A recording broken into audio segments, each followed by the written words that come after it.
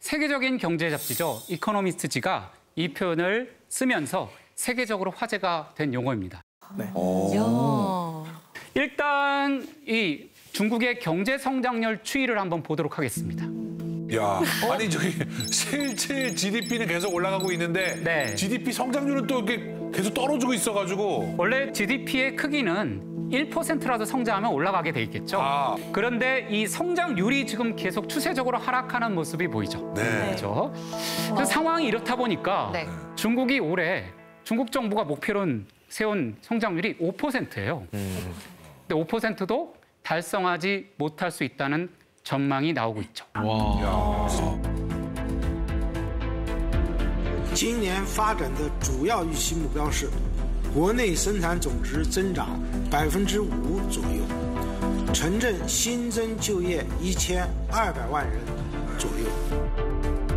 근데 저게 계속해서 추락하면은 2025년, 2030년이면 IMF에서는 10년 안에 2% 정도 성장률까지 쭉 하락할 수 있다라고 예측을 하고 있습니다. 이렇게 추세적으로 하강이 됐다, 하강이 될 것이다 라는 게 바로 뭐다? 피크 차이로. 피크 차이로. 근데 쌤이 GDP 성장률이 여기보다 더 떨어져서 방금 네. 말씀하신 대로 막 2% 또는 그 아래로 이렇게 오래 가면은 일본의 그 잃어버린 저성장, 장기적인 저성장을 이제 그대로 따라가는 게 아니냐 이런 생각 좀 많이 들거든요. 네, 일본이 그 상황을 좀 겪었잖아요. 잃어버린 30년 말을 하면서. 근데 일본 양상과는 조금 다를 거로 보입니다. 조금 다른. 일본은 소위 말하는 L자형 장기 불황이라고 합니다. 네. L자형 장기 불황. 90년 이후에 경제 성장률이 폭락을 해서 그 후 30년 동안 경제 성장률이 거의 0%에 가까울 정도로 계속해서 유지가 된 거죠. 근데 그 근본적인 원인은 뭐냐면은 일본의 자산 버블, 부동산이나 주식 버블이 확 꺾이면서 가계는 소비를 안 하고 기업은 투자를 안 하는 상황이 계속해서 오래된 거거든요. 한마디로 자산 가격의 급격한 하락 때문에 벌어진 현상입니다. 자, 그런데 중국은 조금 달라요. 부동산 경기도 안 좋고 등등 하지만 일본에 비해서는 상대적으로 서서히 떨어지고 있습니다.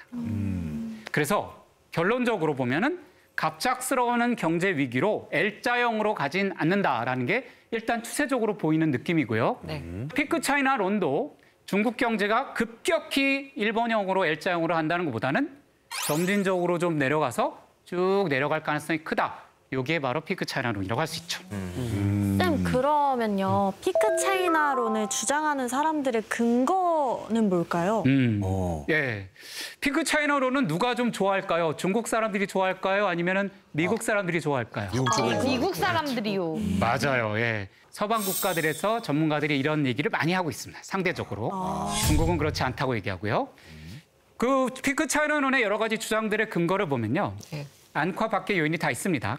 일단 대외적으로 보면 미국과의 전략적 경쟁이 가장 큰 요인입니다.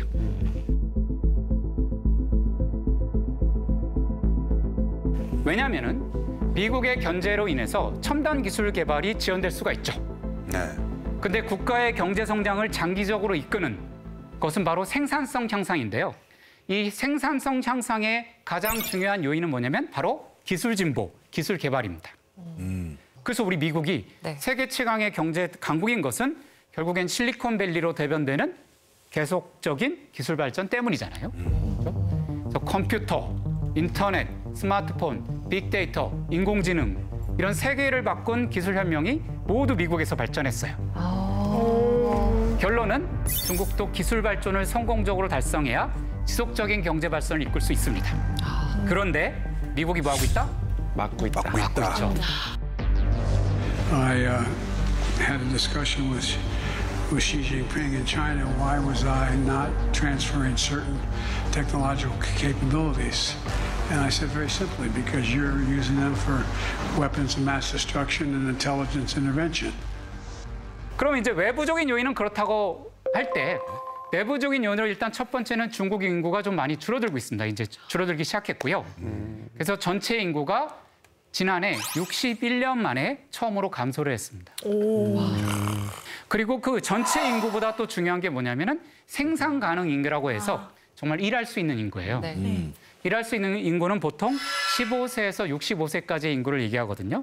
근데 이 생산 가능 인구가 줄어든 지가 몇 년이 됐습니다. 그럼 경제 발전에 마이너스 요인이 될 수 있다는 거죠. 그 중국이 오랫동안 그 산하 제한 정책 그게 굉장히 오랫동안 있었잖아요. 네. 그 결과가 이제 나오는 건가요? 그런 측면이 분명히 있습니다. 그럼 바뀌었나요? 뭔가? 네, 바뀌었습니다. 많이 2014년 정도부터 이제 두 자녀 정책을 쓰거든요. 그래도 그렇게 두 자녀 허용한 데서 낫나요? 안 낫죠. 아니 불과 얼마 전까지만 해도 뭐 중국은 두 자녀를 낳으면 뭐 공산당에서 쫓겨나고 뭐 도시에서 쫓겨나고 뭐 몰래 낳고 이런 게 진짜 엊그제 같은데 이제 오히려 안 나서 걱정인 나라로 순식간에 바뀌었네요. 네, 그렇습니다. 이 인구의 감소 이런 것도 좀 걱정되는 부분이고요. 세 번째는 경제 성장을 저하는 세 번째는 오늘도 계속 얘기가 나왔지만 중국 정부의 전체적인 정책 방향이에요. 시진핑 정부가 2013년에 출범을 합니다. 习近平同志当选为中华人民共和国主席。美丽的社会主义现代化强国，努力奋斗。宣誓人习近平。 근데 처음에는 굉장히 어떤 개혁안을 내놓는데 민간 경제의 활력을 북돋아 보겠다 이런 식의 정책을 좀 내놓거든요. 근데 결과적으로 한 10년 정도 지금 와서 보니까 정부의 힘이 오히려 강해지고 있어요. 예를 들어서 국유기업을 강화시키고 키우고 공동부유 정책으로 민간 기업을 압박하고 이러는 것들. 그런데 경제학에서 볼 때 국유기업은 민간 기업보다 생산성과 효율성이 그리고 수익성이 떨어질 수밖에 없거든요. 일할 인센티브가 별로 없는 거예요. 국가로 수익이나 이런 게 가니까 민간 기업보다 좀 일할 그런 인센티브, 동기가 떨어지는 거죠. 그런데 문제는 뭐냐? 여전히 은행이라든가 통신이라든가 항공이라든가 금융이라든가 에너지라든가 이런 핵심 기업들도 여전히 국가가 통제하고 있어요. 그리고 거기다가 최근에 소비 둔화, 투자 감소, 그다음에 수출의 감소 이런 것들 그리고 부동산 문제 이런 것들이 다 엮어가지고 피크 차이나론의 근거를 제공하고 있는 거죠. 종합적이네.